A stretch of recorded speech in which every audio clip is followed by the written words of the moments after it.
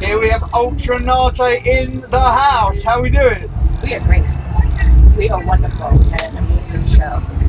And you've just come off the main stage. The crowd was going wild. How did you enjoy it? Oh, it was so good. And it was lovely because everyone was just in really good spirits, really up for the party, very engaging, giving a lot of love back and forth. Yeah.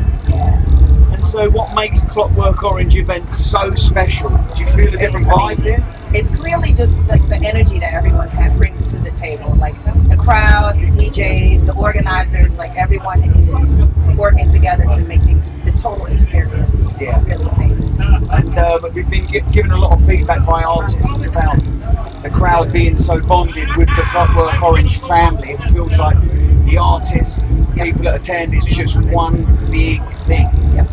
And that's really important because, there's so many things going on, in the world outside of this situation that wants to pull us apart as a community.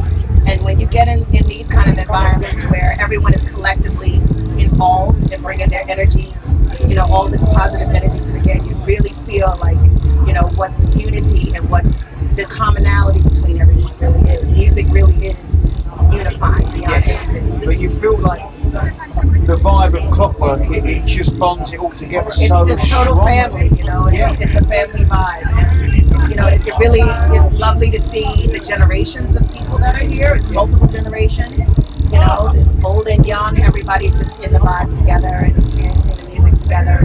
Really appreciating the foundation of house music, that's pretty much built global culture. Yeah, absolutely. And so you've got a really busy schedule, no doubt. I do. And how long have you been affiliated with Clockwork? Actually, this is my first Clockwork show. Okay, awesome. I'm sure it will be my last. I'm sure you'll be back.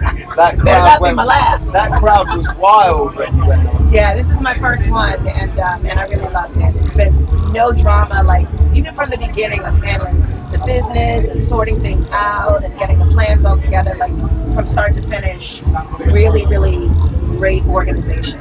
Yeah, they just have a way about them, eh? They just know how to work and communicate and just a good feeling from start to finish. And it makes a difference as an artist, performing. You want to come into an environment where you feel, appreciated, you feel seen, and it's like all of those things on all sides, the beforehand of the business and when you finally get here, and it's just the raw energy of the people. Yes. And we've got a beautiful day outside. You can't ask for anything more than that. And also, what's really important here is that we have a festival. We have a festival with 7 stages. Yeah. And massive. When you was on the main stage, you got the core of the crowd. Yay. So you done so well. That's like 15,000 people on site. I love it. And you got 90% of the people in front of the main stage. All waiting for you to come on. You absolutely smashed it. Congratulations. Thank you. So how's your schedule looking? Where are you next? Oh gosh, well, I just got back from Paris and Santa Fe and like all over just back and forth. Now I get to go home for 5 minutes and actually come back to the UK. I'm in Birmingham and then Manchester and then I'm in Nice, France, and then Amsterdam.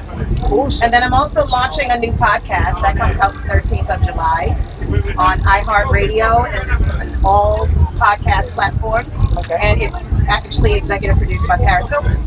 Awesome. And it's called The History of the World's Greatest Nightclubs. So it's all about the club culture that all of this was built on and how we party and how those spaces built basically this sense of community and family, the people that were behind them, the people that supported them, what it did for nightlife and culture, music, creating icons, DJs, artists, like the whole thing. Sounds absolutely amazing. Yeah. So on that note, would there be any one club in the UK, maybe in London, that sticks out in your memory? I've got a million of them. I've been in these clubs since 1989, There's not one special memory? There's so many special memories. I think like my biggest blooper moment was here in the UK, in London at Ministry of Sound. And it may or may not have been when they first opened. I think it was their opening night, but don't quote me on that. But it was pitch black. I couldn't see the stage. And we were performing, myself and my dancers. And there was water on the stage, but I didn't know. And then I was doing Found a Cure, which I did tonight. Yeah. And somewhere after that first verse, it goes to the chorus, and everybody's like jumping and yelling. And when I jump with them and slide on the stage, like, Oh my God. crash landing. My microphone went flying into the crowd.